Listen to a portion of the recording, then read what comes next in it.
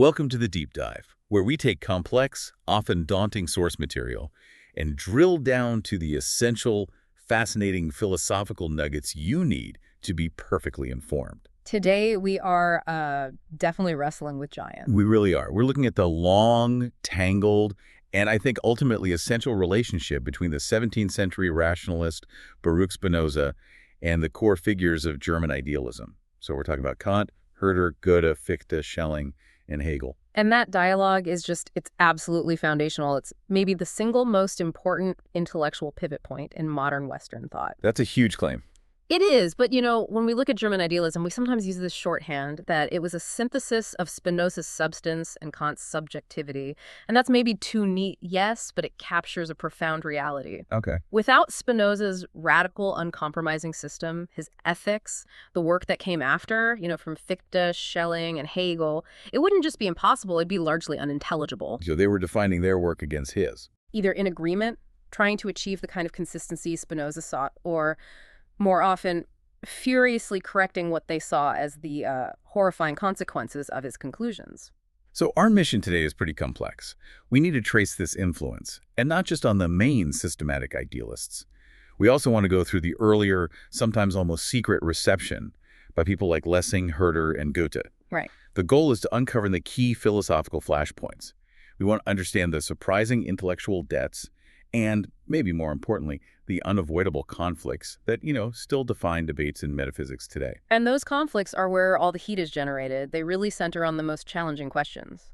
The ultimate nature of God, or, substance. The structure of reality itself. Modism versus multiplicity. Right. The value of reason, and most urgently for the idealists, the possibility and, the absolute importance of human freedom in a universe that Spinoza said was determined by necessity. So Spinoza provided this framework that was so ruthlessly consistent. So consistent that the idealists spent the next century struggling to either escape its implications or to somehow infuse it with the one thing he systematically denied, the self-moving subject. Okay, let's unpack this.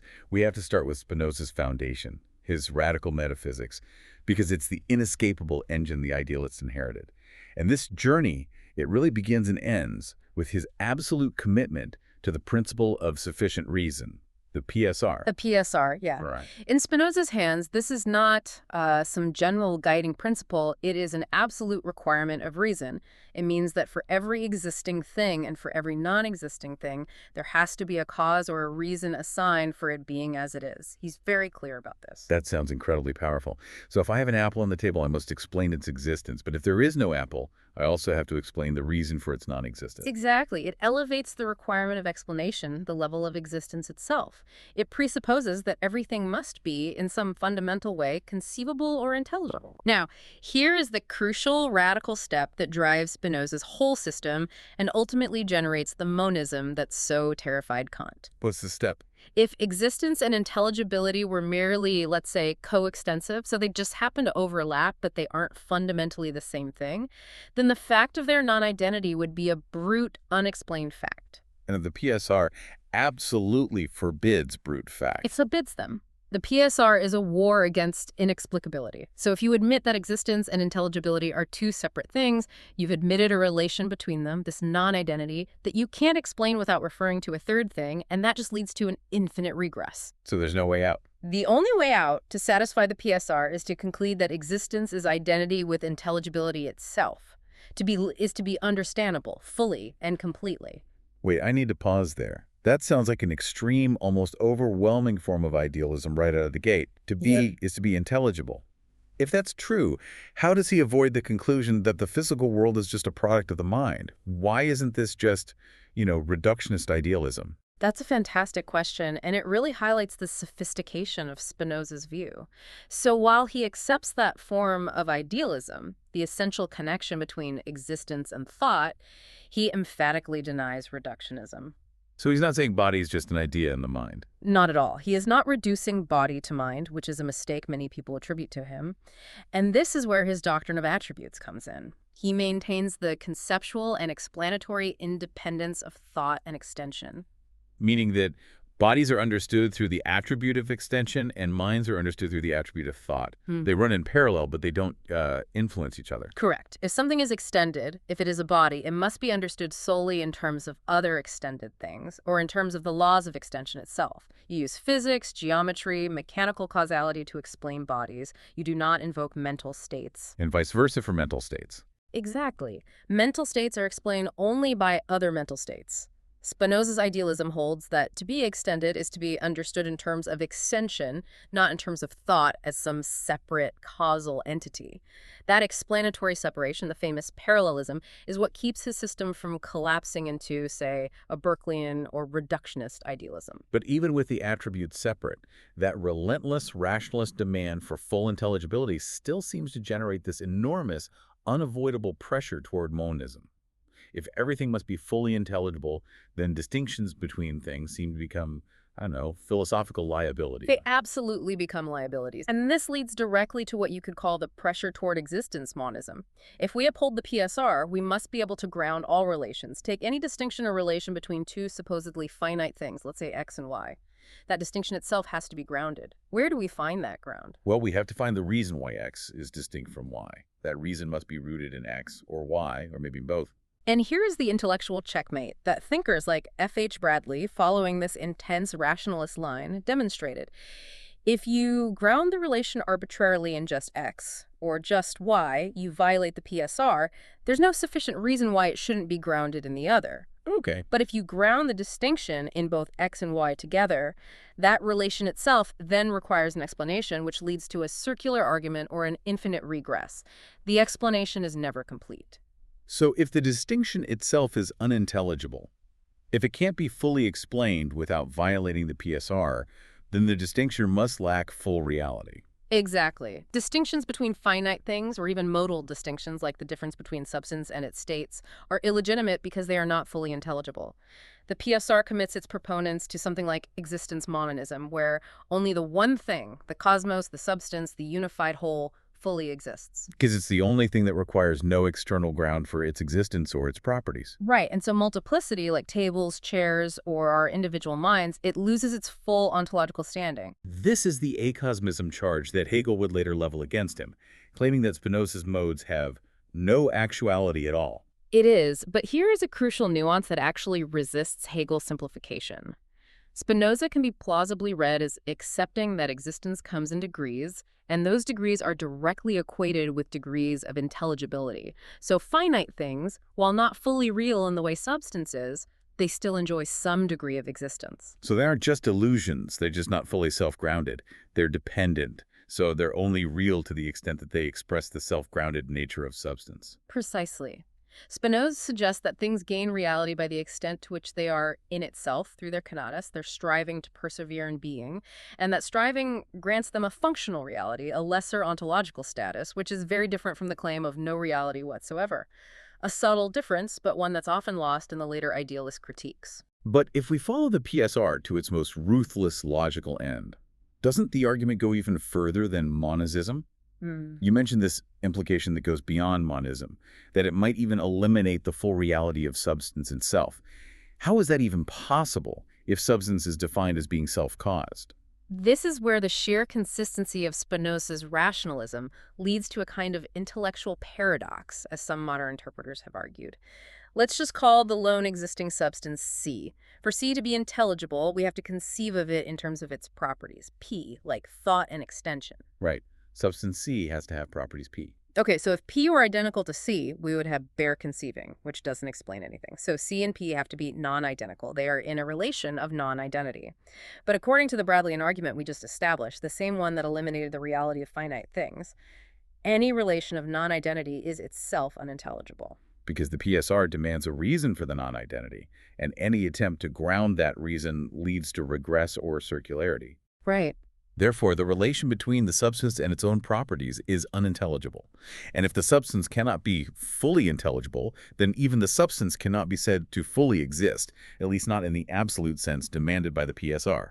Wow. The ultimate commitment to total intelligibility leaves us with a conclusion where nothing, not the world of finite things, and not even the universe as substance fully exists, because the necessary conditions for self-intelligibility can't actually be met. That is profound. It's like a philosophical black hole.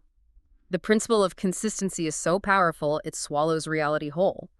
Now, Spinoza himself didn't make this final move, but the fact that the logic points there just shows the terrifying consistency of the rationalist engine he built. And that engine is precisely what Kant saw. If Spinoza represents the ultimate inconsistent dogmatic rationalism, then Kant viewed Spinozism not as some historical school of thought, but as the inevitable philosophical disaster that awaited if his own critical project transcendental idealism were rejected. Spinoza was Kant's constant philosophical warning. The fatal consequence, as you put it. Kant repeatedly insisted that if we deny the core tenets of his transcendental idealism, then nothing remains but Spinozism. What specifically was Kant's definition of Spinozism in this context? What was he so afraid of? For him, it was the monistic view that space and time are essential determinations of the original necessary being, which means the world, taken as a whole, is the necessary embodiment of that eternal, singular substance. It's the insistence that the world we experience is the thing in itself. So the argument is, if you are a transcendental realist, if you believe space and time are real, independent properties of objects in themselves, you are logically forced into Spinozism. How does Kant force that conclusion? He formalizes this through the conflicts of reason, specifically in the fourth antinomy, which deals with the existence of a necessary being. The transcendental realist has to assume an unconditioned ground for the world's causal series. The series of events we experience is contingent. It requires a cause. So we have to trace that necessity back to something that is necessary in itself. And Kant then systematically examines where that necessary ground could be located. Exactly. He argues it can't be external to the world, because then the relation between that external ground and the spatio-temporal world would be inexplicable, another violation of the PSR, essentially. Okay. And it can't be merely a first member in the series, because that first member would still be conditioned by the very series it starts. So the only place left for the unconditioned necessary ground to reside is within the world itself. Precisely. Kant concludes that to serve as a terminating ground for a causal series, the ground must relate to the members of the series in the same way they relate to each other. If the world is spatio-temporal, the unconditioned ground must belong to the spatio-temporal series. This forces the conclusion that the unconditioned being must be the world itself, the spatio-temporal whole taken in its totality. Which is the Spinozist position. God and nature are one. Deus ex natura. It's an inescapable trap. That's a powerful trap. It means that all the other conflicts of reason, the first three antinomies, whether the world has a beginning in time, whether things are composite, whether freedom exists, are all just variations on the same monistic Spinozist theme. The antitheses in all four antinomies seem to correspond to Spinoza's view. They do. Kant saw those antithetical positions as consistently Spinozist because they all deny that anything exists outside the world's spatio-temporal totality. For example, the antithesis of the third antinomy affirms universal natural necessity, which thereby denies any possibility of transcendental freedom. That is pure Spinozist metaphysics. It's pure Spinozism, and Kant's transcendental idealism was fundamentally designed to solve these antinomies by claiming that space and time are just forms of our intuition, thereby allowing for the possibility of a non-spatio-temporal, unconditioned ground freedom that doesn't conflict with natural necessity. This link to Spinoza goes deeper than just the antinomies, though. Kant also uses Spinoza's principles when he discusses the concept of the realissimum, the idea of all of reality, in the ideal of pure reason. Yes, that's right. The realissimum is the idea of a being that contains the totality of material from which all possible predicates of things must be derived.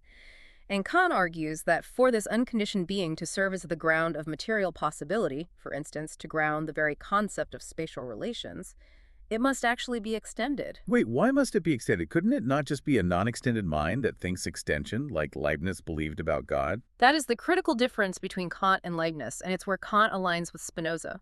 Leibniz allowed that God, a purely spiritual substance, could ground non-intentional properties like extension just by conceiving them.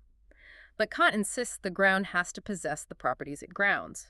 I see. If the ground lacks the property of extension, then the spatial world derived from it would have a property extension that has no sufficient ground in the necessary being, and that's another violation of the PSR. So Kant is essentially saying that To ground the world, the necessary being must embody the attributes of the world, just as Spinoza argues that substance is its attributes, thought, and extension. Exactly. You could call it a kind of regulative Spinozism. Kant posits the idea of the realissimum, this totality of reality, but he's careful not to deduce its actual existence. He uses the idea regulatively to guide reason, but by showing that the most consistent form of dogmatic rationalism must lead to this extended, monistic, unconditioned world substance, he makes Spinoza absolutely central to the entire critical project. The fear of Spinozism is what drove Kant's insistence on the limitations of pure reason. It paints a picture where Spinoza is this massive, unmoving philosophical obstacle that everyone who came after Kant had to reckon with. So before Fichte, Schelling, and Hegel launched their full-scale systematic assault on Spinozism, let's look at the earlier, less systematic appropriation by figures who were drawing inspiration from him outside of pure metaphysics. I'm thinking particularly of Herder and Goethe.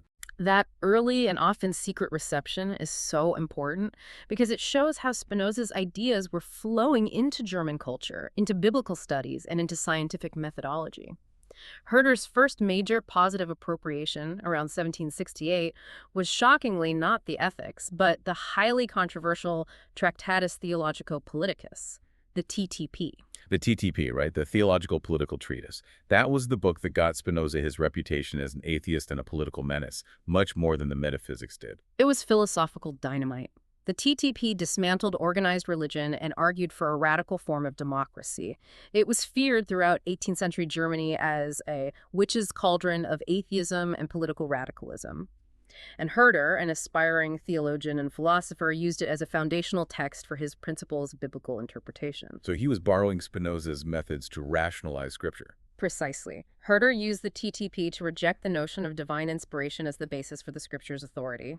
He argued instead that the Bible was a historical, human document that reflected the culture and politics of its time. He used Spinoza's rationalizing approach to allegory. But he had to be quiet about it. He had to maintain complete silence or use subterfuge about his source. I mean, given the extreme political and career risks, any association with the TTP was a guaranteed way to end an academic career. That secrecy just underscores the genuine danger Spinoza represented. So he's pulling this radical democratic and biblical critique from the TTP, but then he moves on to the ethics.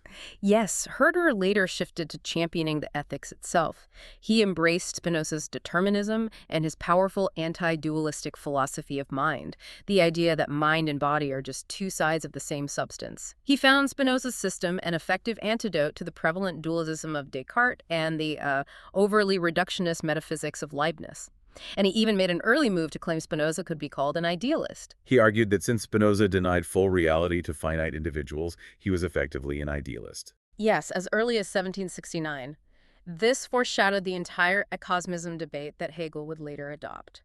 It shows that the idealists were searching for ways to claim Spinoza for their own side, even if it was just through these interpretive gymnastics that focused on what Spinoza denied finite reality rather than what he affirmed, which was the infinite substance. And at the same time, Herder's contemporary Goethe found his central attraction in a completely different part of the ethics. Spinoza's highest form of insight, the third kind of knowledge, scientia intuitiva. This is such a beautiful piece of intellectual history. The third kind of knowledge is this intuitive knowledge that brings about the intellectual love of God.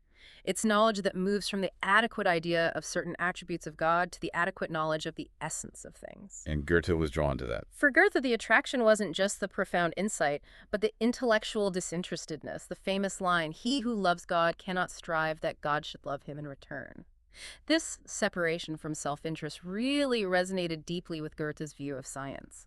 So Goethe tried to apply this intuitive science, which Spinoza mainly illustrated with mathematical examples, like deducing the properties of a circle from its definition, to the messy world of natural objects.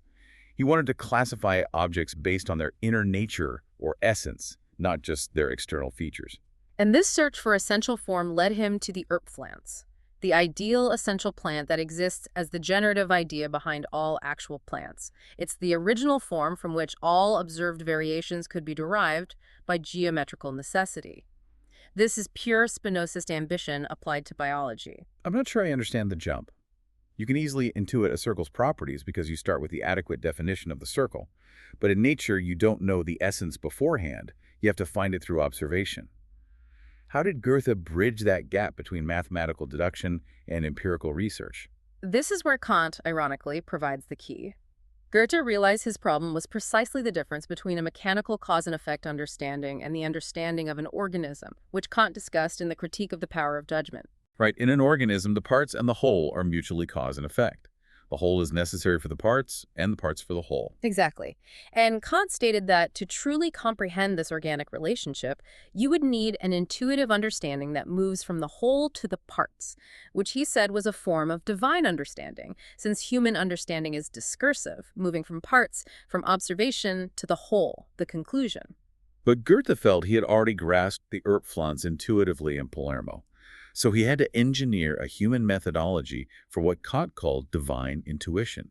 He needed to reverse the Spinoza's direction of knowledge. Right. Instead of moving from the essence, the efficient cause, to the properties, he had to move from the totality of observed properties, the whole, back to their efficient cause, the essence. So how did he do it? It required this disciplined two-step process to overcome the temporal, discursive limitations of the human mind.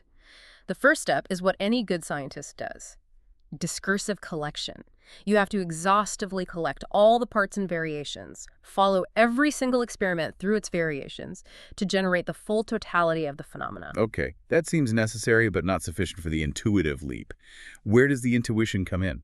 The genius innovation is the second step, which explicitly addresses the gap between the idea, which is independent of space and time, and our experience, which is bound by succession.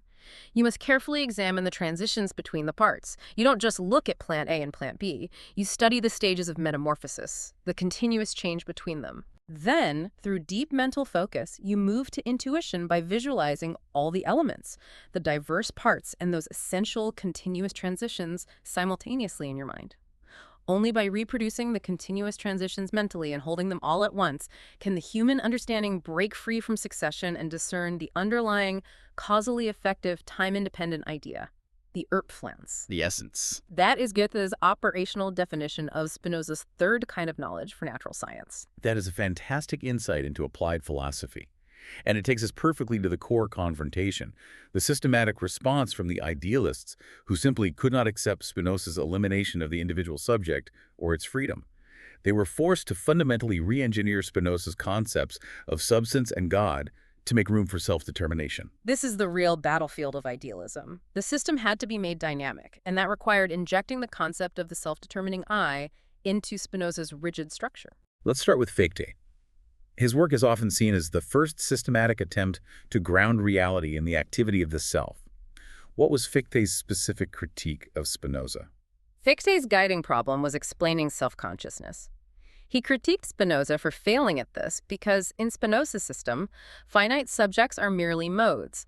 They lack the intellectual intuition needed to grasp their own essence. And crucially, Spinoza's God the substance is incapable of the necessary original act of self-positing, what Fichte called the Fathandlung. The Fathandlung, the self-positing act.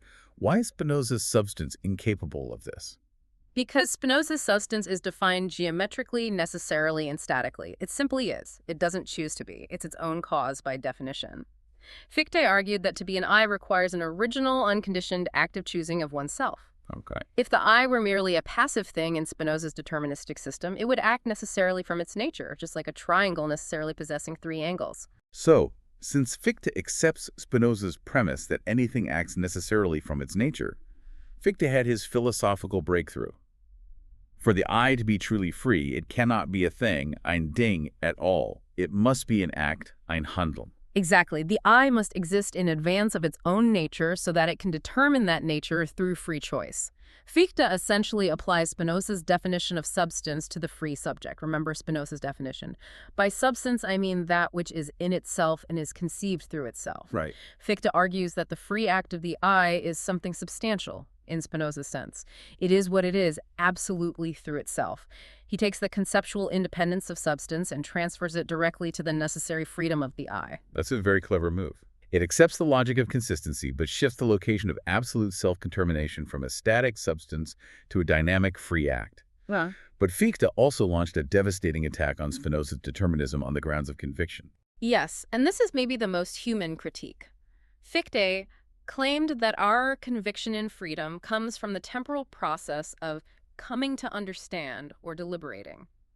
We may be able to construct Spinoza's beautiful geometric system that shows our actions are causally necessary, but we cannot coherently represent our own actions done for reasons as causally necessitated in the moment of deciding. Why not? If I choose A because I have reason R, how does knowing R negate the necessity? Because when we deliberate, we hold open the possibility of choosing not A. If we truly believed A was causally necessitated from the beginning, deliberation would be meaningless. Fichte argues the determinist Spinoza can think his philosophy, he can rationally justify it, but he can never truly be convinced of it in the practical sphere of action. Because the very process of thinking and acting involves a fundamental presupposition of choice that necessitarianism can't coherently represent. It's an intellectual contradiction at the level of lived experience. Moving from Fichte's moral act to Schelling's nature philosophy, we see a continued embrace of monism, but an even stronger focus on making that monism active and productive. Schelling insisted the ultimate principle has to be an I, a self, that actively realizes itself, rather than Fichte's I's, which he often criticized as being just a moral or regulative idea. Schelling wanted to make the absolute more robustly real, not just an ethical postulate. His famous critique of Spinoza was that his substance is not immanent enough. That sounds odd. I mean, Spinoza's substance is all there is. How can the totality not be immanent enough? If it's everything, what's left to be external? The problem for Schelling is that so long as the absolute remains merely an object and not I, it remains external to the subject who comprehends it. In Spinoza, the finite modes merely reflect the whole. They don't actively participate in its becoming. I see.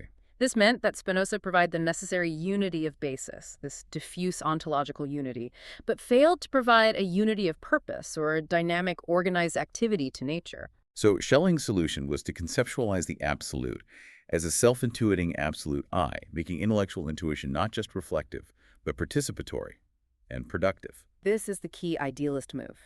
By defining the absolute as a self, the parts of nature are no longer static reflections. They are active expressions of the absolute's self-realization. This participatory unity is necessary to account for the growth, the development, the productivity of nature. Schelling felt Spinoza's system, fixed by geometric necessity, could never adequately explain the dynamic unfolding of life. The absolute needed to actively move itself through nature to self-awareness. And finally, we get to Hegel, who was arguably the figure who both admired and utterly demolished Spinoza most thoroughly.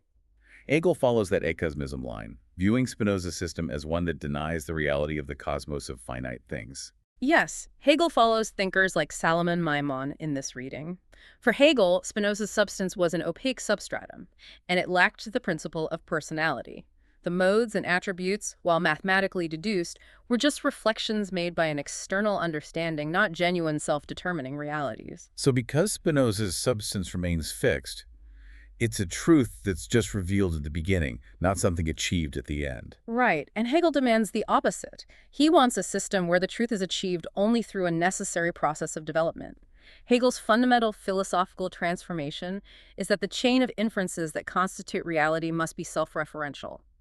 The totality of conceptual content must not just be, it must yield its own concept. So the totality must be conceived not only as a static fixed substance, but equally as a dynamic, self-moving subject. That's the engine of the Hegelian system. The subject moves itself toward greater articulation, driven by the need to resolve internal contradictions. And here is where we find the deepest, most reconcilable clash with Spinoza: the role of negation. Right. Hegel's system is fundamentally powered by self-negation. Contradiction or negation are the traces of unreality in the conceptual realm that force the concept to dialectically unfold and articulate itself more fully. The not A is constructive. Which is in brutal, direct contradiction to Spinoza's most famous ethical and metaphysical principle, the conatus doctrine. Precisely. For Spinoza, self-negation is a simple anathema. The conatus doctrine states that everything strives to persevere in its being. He's uncompromising. No thing can be destroyed except through an external cause. The very essence of anything, finite or infinite, is its absolute affirmation and striving for self-preservation. Limitation is imposed externally. Internal self-destruction is metaphysically impossible. The implication being that if something could spontaneously negate itself, it would lack a sufficient reason for its own destruction. But this still seems like a massive philosophical gulf. Spinoza champions absolute affirmation and perseverance, while Hegel champions creative self-overcoming and negation. It's the conflict between two competing visions of inferentialism. Spinoza's is a closed, fixed geometric truth derived from given adequate definitions, and it's ruled by affirmation. Hegel's is an open dynamic system where the inferential web must be completed and saturated with reality only at the end of the conceptual process, and that process is ruled by the necessity of negation. It's very telling that Hegel, in all his detailed critiques of Spinoza's substance, rarely address the conatus doctrine, because that core principle of perseverance is the absolute antithesis to the Hegelian dialectic. So if the idealist tried to correct Spinoza by injecting subjectivity, freedom, and dynamic change, then how did Spinoza's philosophy fare in the century following this massive onslaught of criticism? Was he just relegated to being a historical mistake corrected by Kant? Not at all. Spinoza became central precisely because he offered a unique, consistent third way. By the mid-19th century, figures like Trendelenburg were attempting to place Spinoza impartially, classifying Spinozism not as a failed idealism, but as the unique, original, and central philosophical system, the only alternative to materialism and teleological idealism. What made Spinozism unique enough to stand against both materialism and the teleological idealists like Hegel? Trendelenburg saw the uniqueness in Spinoza's strict parallelism of thought and extension. Materialism subordinates thought to being, to extension. Teleological idealism, like Hegel and Schelling, subordinates being to thought, to the subject's realization of the concept. But Spinoza's attributes maintain their explanatory independence. Exactly. Neither attribute subordinates the other. It is the perfect, balanced expression of philosophical naturalism. That reframes the debate entirely. It rejects Jacobi's reading of Spinoza as a pure materialist, and it rejects Schelling and Hegel's attempt to read teleological purposive principles into a system that is fundamentally based on mechanistic necessity. It restores Spinoza's original radical intent. It shows that Spinozism isn't just some antiquated form of rationalism, it's a permanent philosophical option, a system that refuses to reduce the world to either pure matter or pure spirit, but holds them in necessary geometric tension. Okay, so Spinoza gets repositioned, but the idealist criticisms remain powerful. Acosmism, the lack of personality and substance, and the absolute denial of human freedom. What specific resources does Spinoza possess to defend himself against these centuries of philosophical criticism based strictly on the content of the ethics? His defense hinges on defining key terms with rigor. First, on the reality of finite things, Spinoza would reject the idealist's most radical reading of the PSR. He would argue that relations between modes of the same substance are perfectly intelligible because they're grounded in the necessity of the one substance. So finite things aren't illusory. They're not illusory, they just have a lesser ontological status of being dependent. Their conatus grants them reality, a reality proportional to their striving to persist. So finite things don't exist fully, but they still exist intelligibly as necessary consequences of substance. Exactly. They are not external fictions projected by an understanding, which leads to the second point, attributes. Hegel claimed attributes, thought and extension, were illusory distinctions made by an external understanding. But Spinoza's definition is clear. An attribute is what the intellect perceives of substance as constituting its essence. And since Spinoza holds that the intellect always perceives truly, when guided by reason, then if the intellect perceives different attributes as constituting the essence, those attributes must truly constitute the essence. That's the defense. Attributes are simply infinite domains or manners of existence, each self-caused within its own domain, and they have to maintain their explanatory independence. They're objectively real, infinite aspects of the one substance. The idealists wanted to elevate thought above extension. Spinoza insists on their eternal parity. And finally, the massive issue of freedom. Fichte insisted that our conscious experience of deliberation makes necessitarianism impossible to be truly convinced of.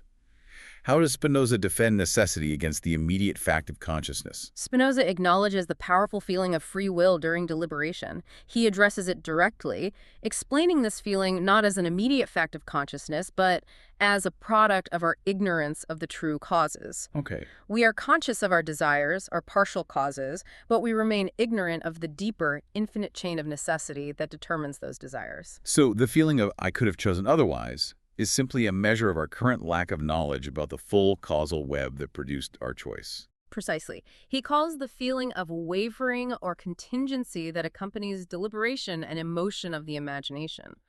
It occurs because our imagination alternates between possible outcomes. We see potential causes, but not the determining cause. Once we trace the full causal chain that produced choice A, we no longer regard A as contingent, we see it as a necessary consequence.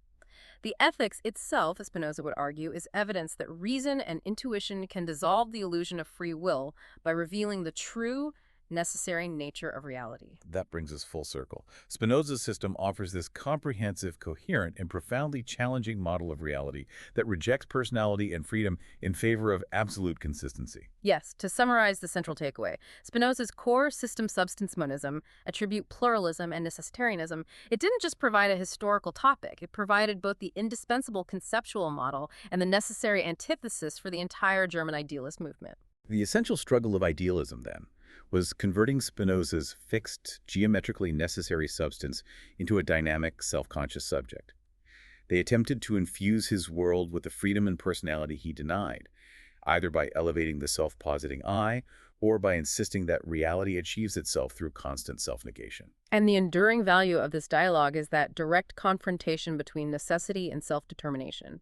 It is a confrontation between a world that is defined by what it is and a world that is defined by what it becomes. So what does this all mean for you, the learner, absorbing these sources? The core conflict between Spinoza, who rejects self-negation as an anathema and insists that all things strive for absolute perseverance, and Hegel, who champions self-negation as the primary engine of reality and the path to freedom, leaves us with the ultimate question.